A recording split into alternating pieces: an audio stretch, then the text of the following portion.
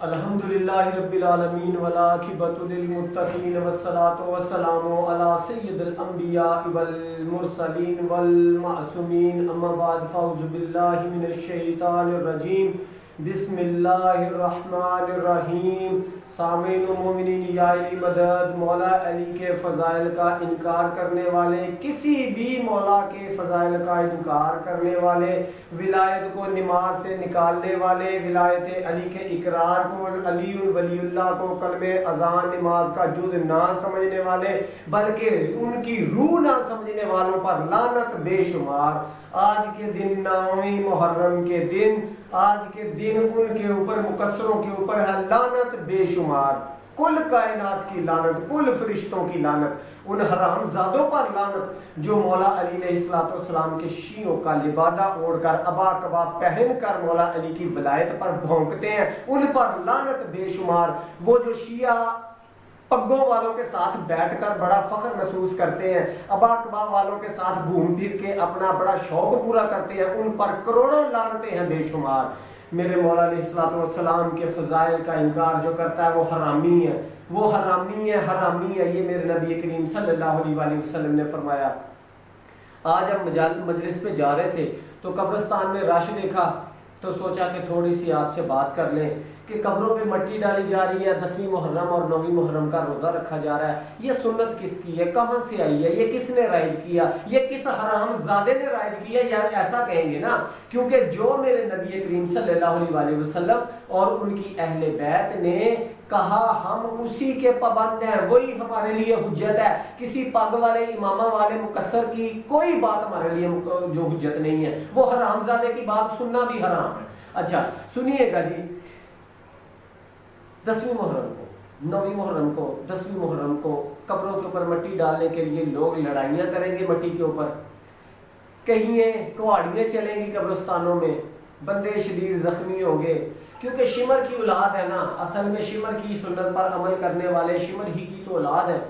سب سے پہلے میں آپ کو بتاؤں کہ 10ویں محرم کو میرے مولا حسین علیہ السلام، آپ کے علی اکبر، آپ کے علی اصغر، آپ کے قاسم، آپ کے اولو محمد، آپ کے اصحاب کے لاشیں تو بے کفن پڑے ہوئے تھے، بے گورو کفن تھے، ان کو تو بڑی دیر بعد بنو اسد نے اور مولا زین العابدین علیہ السلام، مولا سجاد نے دفن کیا۔ اس دن مٹی یزیدیوں کی قبروں پہ ڈلی، یزیدیوں کو دفن کیا، ان کو غسل کفن دے کر ان کی قبروں کے اوپر مٹی ڈال کر پانی ڈالنے والے یزیدی لشکر میں سے تھے، وہ شمر کے ماننے والے تھے، وہ عمر ابن سعد کے ماننے والے تھے۔ میرے مولا کی تو قبر نہیں بنی، ان کے اوپر تو مٹی نہیں ڈلی 10ویں محرم کو، اس لیے ثابت یہ ہوا کہ یہ سنت شمر یا سنت لشکر یزید ہے۔ اب جس کو پسند ہے وہ ڈالتا رہے، ہمارے پاس تو پورا سال ہے اپنے بڑوں کی قبروں پہ جانے کے لیے، ہم تو روز جا سکتے ہیں، 10ویں محرم کو ہی کیوں؟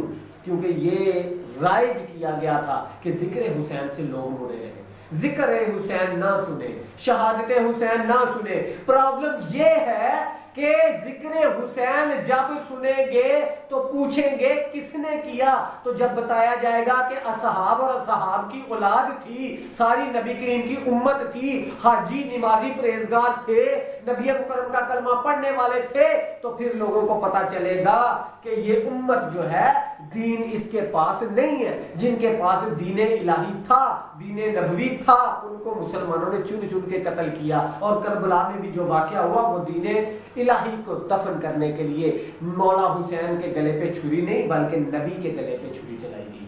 یہ پوچھیں گے، اس لیے ان کو باز رکھنے کے لیے مسجدوں میں قرآن خوانی کروانی شروع کی گئی، قبروں کے اوپر مٹی ڈالنا شروع کی گئی۔ دوسری بات ہے روزہ۔ اچھا جی، روزے کے بارے میں آپ سے بتا دوں میں کہ معصوم کا فرمان کیا ہے۔ اچھا جی، ایک شخص حضرت امام جعفر صادق علیہ السلام سے روزہ عاشور کے روزے کے بارے میں سوال کر رہے تھے۔ امام علیہ السلام نے جواب فرمایا، جو شخص اس دن روزہ رکھے گا اس کو اس ہی سے حصہ ملے گا جو ابن مرجانہ اور آل زیاد کو ملا تھا۔ میں نے عرض کیا ان کو اس روزے سے کیا حصہ ملا؟ فرمایا دوزخ کی آگ، فرمایا دوزخ کی آگ، اللہ ہمیں اس آگ سے پناہ دے۔ پھر فرمایا اس دن یہ عمل کرے گا وہ آتش دوزخ کے قریب ہوگا جو 9ویں 10ویں محرم کو روزہ رکھے گا. اس نے سنت کس کی پر عمل کیا؟ ابن مرجانہ. ٹھیک ہے جی، ابن سعد، عمر ابن سعد اور یزیدی لشکر کے کمانڈروں کی اور ان کے سارے کرتے درتوں کی سنت پر عمل کیا. اب آگے چل کے آپ کو میں بتاؤں. اچھا یہ حوالہ بھی سن لیجئے گا. یہ ہے جی وسائل شیعہ جلد نمبر 7 ہے، باب نمبر 21 ہے. اور اس کے بعد ہے جی مجموع الکبیر میں بھی یہی ہے. اس کے بعد جناب والا طبرانی نے لکھا ہے جی، صفحہ نمبر ہے 262. اس کے بعد ایک اور روایت آپ کی سماعتوں کی نظر کرتا چلو. مقتل سید صابرین بزبان چہاردہ معصومین، صفحہ نمبر ہے 435. یوم عاشور کا روزہ ایسا ہے جس کے بارے میں نہ قرآن میں کچھ نازل ہوا نہ سنت جاری ہوئی. ہاں البتہ یہ آل زیاد کی سنت ہے جنہوں نے شہادت امام حسین کی خوشی میں روزہ رکھا، جنہوں نے امام حسین کی خوشی میں روزہ رکھا. آج جو ملوانا، جو 2.5 فٹ کی داڑھی والا یا مقصر ملا، یہ سارے ایک ہی ہیں. یہ جو شیعوں کا لبادہ پہن کر آل علی اور نبی مکرم صلی اللہ علیہ وسلم کی اہل بیت کے ذکر کو روکتے ہیں، جو ماتم کے خلاف بکواس کرتے ہیں، کما زنی کے خلاف بکواس کرتے ہیں، ان کو چاہیے کہ جا کے ایران والوں کی جوتیاں چومتے ہیں نا حرامزادو. وہاں پہ ایران میں جا کے دیکھو، سر پہ تلواروں کا ماتم ہو رہا ہے، وہاں پہ کما زنی ہو رہی ہے، وہاں پہ یہ زنجیر چلائے جا رہے ہیں. او حرامیوں، اس کا مطلب یہ ہے کہ تم بڑوں کو، تمہارے جو مجتہد ہیں ان کو بھی ایران میں لوگ نہیں مانتے. الحمدللہ جو مولا حسین کے روزے پر اور مولا علی علیہ السلام کے روزے پر، بی بی معصومہ کم کے روزے پر، مولا رضا کے روزے پر زنجیر زنی کما زنی کرتے ہیں، اس کا مطلب ہے تمہارے مجتہدوں پر وہ بھی لعنت ڈالتے ہیں. ہم تو ڈالتے ہی ڈالتے ہیں. اور حرام زادو وہاں پر ماتم زنجیر زنی کما زنی ہوتی ہے. ہاں جی، تم بھونکتے ہو، صرف تمہیں جو ٹکڑے ملتے ہیں، جو گلے میں تم نے پٹا ڈالا ہے نا تقلید کا، حرامیوں اس تقلید کا جس کا پٹا ڈالا ہے، تمہارے ان حرامزادوں پر بھی لعنت ہے جو ماتم کے اوپر، عزاداری امام حسین کے اوپر اور مولا علی کی ولایت کے اوپر بھونکتے ہیں، اس کے اوپر فتوے لگاتے ہیں. ان فتووں کو ہم جوتے کی نوک پہ بھی نہیں رکھتے. الحمدللہ یہ کھل کے بولنے والی بات ہے کہ حرامزادہ وہاں پہ جو رہتا ہے الوی نہ کہنا، مجھے الوی نہ کہنا. اور کھوتی کے بچے گالیاں نکالنا اس لیے ضروری ہے، میرے مولا نے فرمایا ان کے اوپر تبرہ کرو جو ولایت علی کے خلاف بونکے، جو عزاداری امام حسین کے خلاف بونکے، جو کما زنی کے خلاف بونکے. آئے ہائے ہائے، جب لاش امام حسین کو دیکھا تو میری پاک بی بی نے اپنا سر چوبے محمل پر مارا. چوبے محمل کے لگنے سے میری بی بی کے سر سے خون جاری ہوا، خون جاری ہوا، خون جاری ہوا. ہائے پگڑ والے ہو، کتے کوئی ایسا موقع ملے کہ تمہیں پتہ چلائیں. ہم انشاءاللہ ہمارے بزرگ تو کرتے ہی آئے ہیں. تمہاری تقلید جو ہے نا وہ کہیں تمہارے گھسا دے. ہاں جی، ہمارے جوتے کی نوک پہ ہے تمہاری تقلید. جو حرام زادہ امام حسین کی شہادت اور عزاداری پہ بھونکے، ولایت علی کو نماز میں باطل کہے، اور جو نماز میں ولایت علی کو نکالتا ہے نہیں پڑھتا، حرام زادہ ہے. حرام زادہ ہے. جس نے بھی جس بھی عبادت میں جس مقام پر بھی ولایت علی کو سکپ کیا، نکالا، حرام زادہ ہے.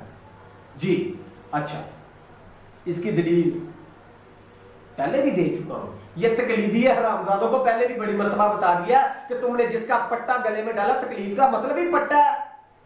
اور کتے بن کے، کتے بڑے بھی کن کے ہو؟ ان کے جن کا خود دین وہابیت سے منسوب ہے. ہاں جی، میرے پاس ثبوت موجود ہے کہ تمہارا سب سے بڑا، جس کو تم 13واں امام اور بعد میں 14واں امام کہتے ہو نا، تمہارے دونوں امام جو ہے نا حرامزادے.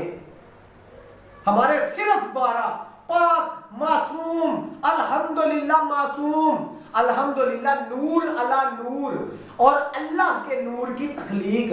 بلکہ میں تو کہہ رہا ہوں اللہ خود ان کے لبادے اوڑھ کر خود زمین پر تشریف لایا، نزول کیا. الحمدللہ یہ سارے کے سارے ذوالجلال والاکرام ہیں، یہ سارے کے سارے جل جلالہ ہے. ہاں سورہ رحمان. جب ہر چیز فنا ہو جائے گی، کچھ نہیں بچے گا سوائے اللہ کے چہرے کے. اب بغیرت بندے اللہ کا چہرہ ثابت کریں، چہرہ ثابت کریں گے تب بھی کافر ہو جائیں گے، کیونکہ اللہ کا تو جسم ہی نہیں ہے، وہ تو نور علی نور ہے، وہ تو نور ہے، وہ تو نور ہے. چہرہ کہاں سے لاؤ گے؟ اگر ثابت نہیں کرو گے تو قرآن کی آیت کے منکر ہو جاؤ، پھر بھی کافر. میرے نبی نے فرمایا علی انت وجہ اللہ، آپ اللہ کا چہرہ ہے. تو تو اس کا مطلب ہے ہر چیز فنا ہوگی، صرف بچے گا میرے علی کا چہرہ۔ تو پہلا بھی علی، آخری بھی علی، پہلا بھی محمد، آخری بھی محمد، اس کا مطلب یہ ہے کہ نور ایک ہی ہے، یہی جل جلالہ ہے، یہی ذوالجلال والاکرام ہے۔ الحمدللہ الحمدللہ۔ ایک جملہ آپ کی سماعتوں کی نظر کرنا چاہتا ہوں۔ غصہ اس بات کا ہے، تو غصہ صرف اس بات کا ہے کہ ان لوگوں نے شیعوں کا نام استعمال کر کے، حرام زادوں نے شیعوں کا لبادہ اوڑھ کر ولایت علی کے خلاف بھونکنا شروع کر دیا ہے۔ اور میں نے پہلے بھی کہا تھا کہ یہ آہستہ آہستہ قمیض اتار کر ماتم کرنے کے بارے میں، پھر کما زنی کے بارے میں، پھر زنجیر زنی کے بارے میں حرام زادے کچھ نہ کچھ کہیں گے۔ یہ عبادت ہے، اس میں کپڑے کیوں اتارتے ہیں، قمیض کیوں اتارتے ہیں؟ ان حرامیوں کو پتہ ہی نہیں معصوم کا لباس کیا تھا۔ یہ جو ابا کباب پہنتے ہیں، یہ امامہ جو یہ 15-16 کپڑے پہنتے ہیں نا، 20-25 گز، خدا کی قسم کوئی ایک حرامزادہ ثابت کر دے کہ یہ معصوم کا لباس تھا جی۔